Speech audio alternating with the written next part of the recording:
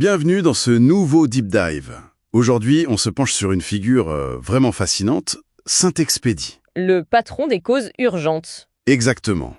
On a des sources qui racontent l'histoire d'un saint, à la fois très populaire et en fait un peu controversé.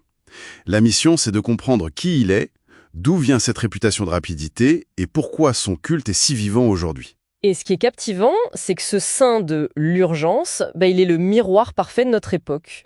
On est tous obsédés par la vitesse. C'est vrai. Et son histoire, c'est un mélange incroyable de faits historiques, de légendes et peut-être même d'une simple erreur logistique. Une erreur logistique? Carrément.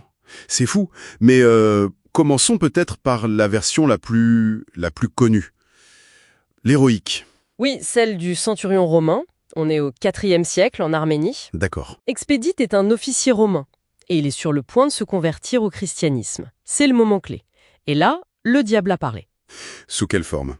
Sous la forme d'un corbeau. Et ce corbeau, il croasse, crasse, crasse, crasse, crasse. Ce qui veut dire demain, demain en latin. C'est l'allégorie de la procrastination, en fait. C'est exactement ça. Ne te convertis pas aujourd'hui, attends demain. Mais Expédite, lui, il refuse. Il écrase l'oiseau et il crie « Audi, Audi ». Aujourd'hui.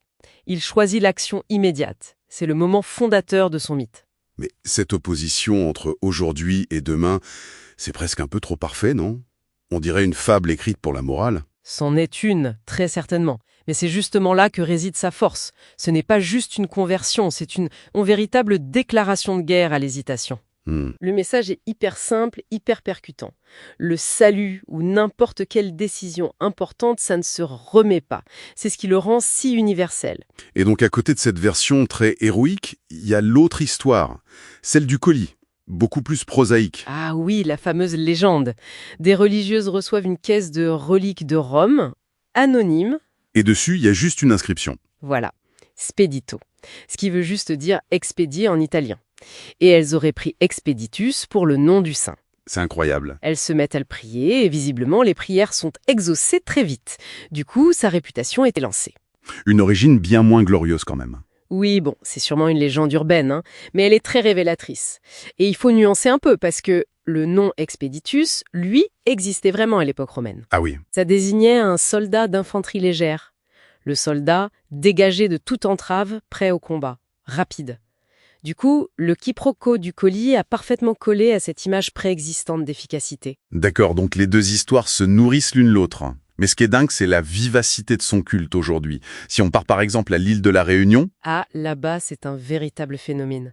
Il y a des centaines de petits autels rouges vifs sur le bord des routes. C'est vrai que c'est très visuel. Et les offrandes sont très spécifiques. Des fleurs rouges, du vin et même du 4/4. Du 4/4? Oui, oui. On est dans un culte très direct, presque transactionnel. C'est un contrat en fait. Je te demande quelque chose, tu l'exécutes vite, et en échange, je te donne ça. Exactement. D'où les remerciements publiés dans les journaux locaux. Ah, les fameux « Merci Saint-Expédite pour la grâce obtenue ». C'est ça. Si tu ne tiens pas ta promesse, la légende dit qu'il peut reprendre ce qu'il a donné. C'est un rapport très concret à la fois. C'est un peu la gig économie du spirituel, quoi. Un service rapide, avec un système d'évaluation publique. C'est une excellente image, c'est tout à fait ça. Et ça dépasse la Réunion, hein. Au Brésil, par exemple, il est le patron de la police militaire de São Paulo. La police militaire? Là, le lien est moins évident. Bah si, en fait.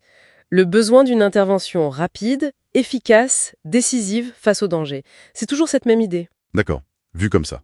Et cette logique, elle trouve son écho le plus moderne chez les informaticiens et les hackers. Ah oui. Ils l'ont adopté comme patron officieux.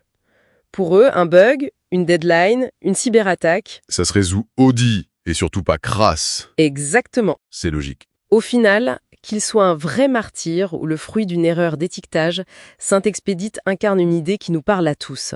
La puissance de l'action, de l'immédiat, face à la paralysie du doute. Et ça nous laisse sur une pensée.